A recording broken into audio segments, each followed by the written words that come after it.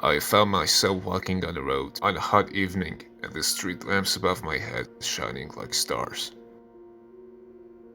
I could hear kids having fun, playing at a nearby playground and enjoying their time. It was really hot, and I was walking home when I heard a kid running towards my direction. I turned around, and I was told by him, "There is a monster, it's gonna eat us." I gasped and started shaking. "Where? Are you okay?" I asked him, and he took my arm and we started running towards the playground. The kids were screaming and running away from this white monster. It was similar to the Wendigo, but it was a darker color and smaller. It was crawling slowly on all fours, like a roach on the floor. It screeched and howled really loud, and I covered my ears.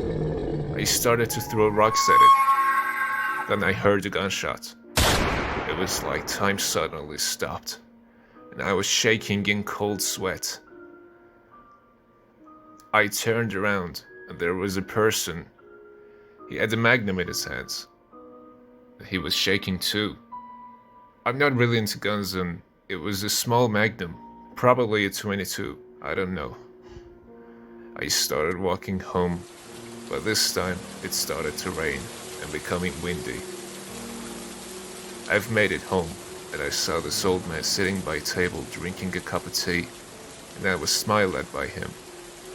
I was holding back tears, and I sat by his side and he never said a word. There was a doll on the table from outside. I don't know what this nightmare meant, but nightmares become weird.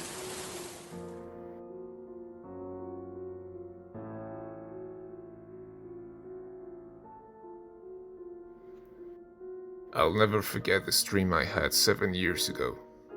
I remember it because it was about my first stalker nightmare. It was weird. I'm not afraid of having a stalker or being kidnapped, but those are the nightmares I constantly have. So let me get on to the story already. I'm at my ballet class, and this giant teddy bear comes in, and apparently it's for me. I thought it was really cool, and whoever gave it to me was really nice. Some point in time I needed to go to the bathroom, and there was someone following me. As I entered the stall, he climbed the stool and watched me. I ran away, and the rest of the dream has me running and running and running until I find this genie in the lamp. And the stalker was so intense that I asked to die so that he couldn't stalk me anymore, and I'm finally free. I talked to God, and literally minutes later, right after I was relieved from my stress, apparently he found the genie and wished to die too, so then I was eternally stuck with him.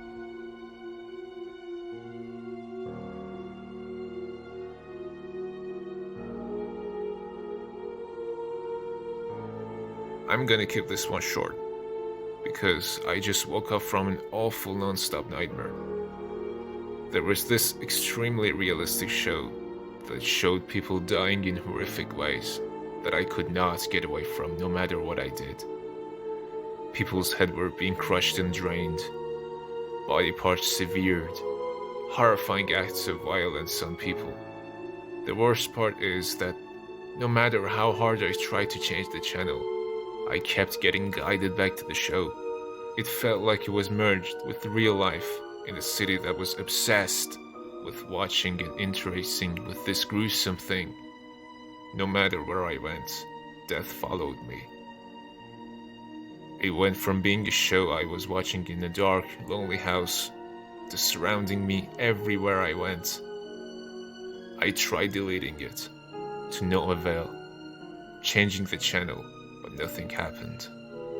People would eat their lunch while watching this stuff, and would not listen to my pleas. It felt as if I was in a nightmare for days. There was no escaping from it, until I finally woke up. But I'm scared it's gonna come back. I rarely have lucid dreams, but this one was the most terrifying nightmare I've ever had.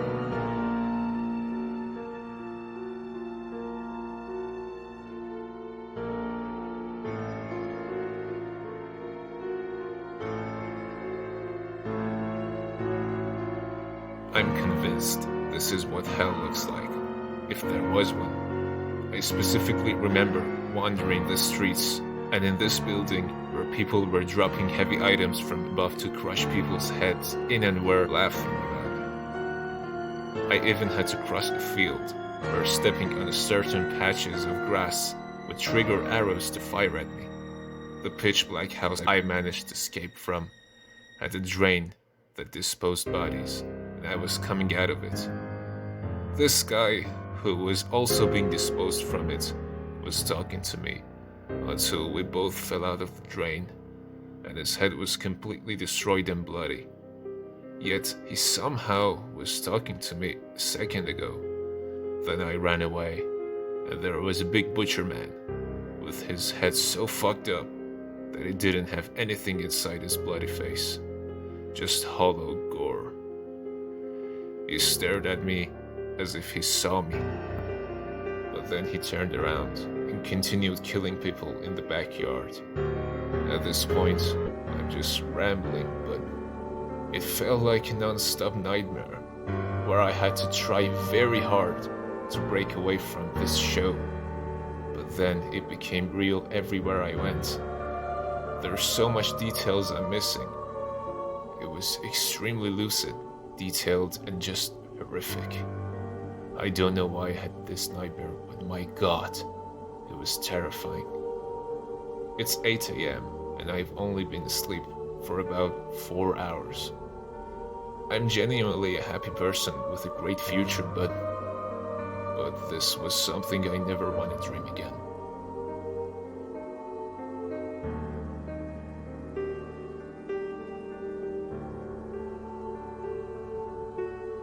I just woke up from a nightmare, and here's the story. I was working in a facility where we monitored the status of instruments and devices deployed in a huge cavern no one is allowed to go into. Our role was to make sure nothing bad would happen in the things inside the cavern. Energy should be constantly supplied to the equipment inside. Failure or alerts should be reported immediately. I, in the dream, had no background I could remember. I don't know why I was working there, and I don't know what my goal was, but I convinced the entire crew to leave the monitoring facility to me for an hour. They all went out to do their business, while I, satisfied that they're all finally gone, slept. I woke up to the alarms blaring. A military general-looking man entered the facility, screaming in anger. He was with our facilities director, asking why the containment was breached without anyone informing them. They're still fuming, but they had more important things to do now. So they all left the room when they found no one. They didn't find me because I was hiding. Apparently, something was sealed inside the cavern, and since everyone was gone and I was asleep, no one reported when the power went out, and the things inside escaped. I looked through the glass window overlooking the entrance to the cavern, and I saw thousands of monsters running out. I ran outside the facility to escape. I didn't know how, but I knew that the monsters were here to take people away. They will be brought to a place where their essence will be extracted.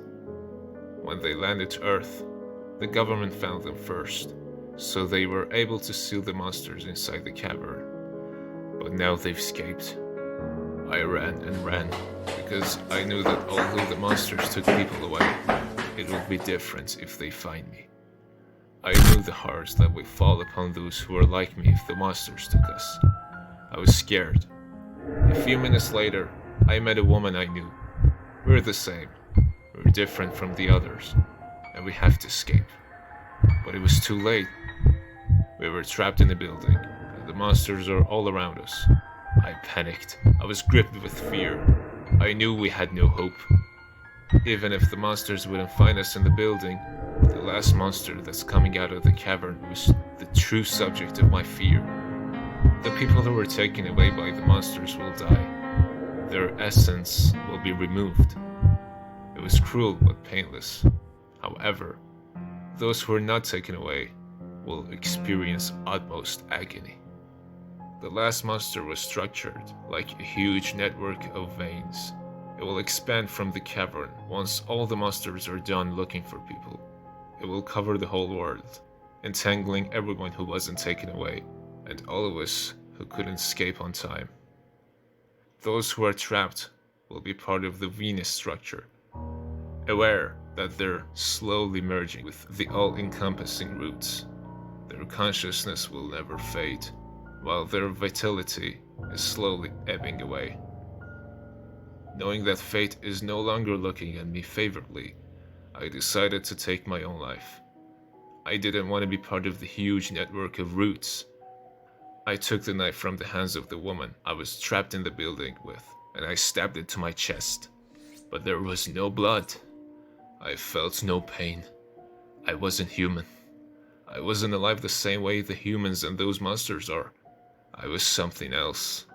A blinding light went down from the ceiling, and another woman came out. She was smiling, for she was happy for the things I did. She took me by the hand and placed me inside a box. Then, I woke up.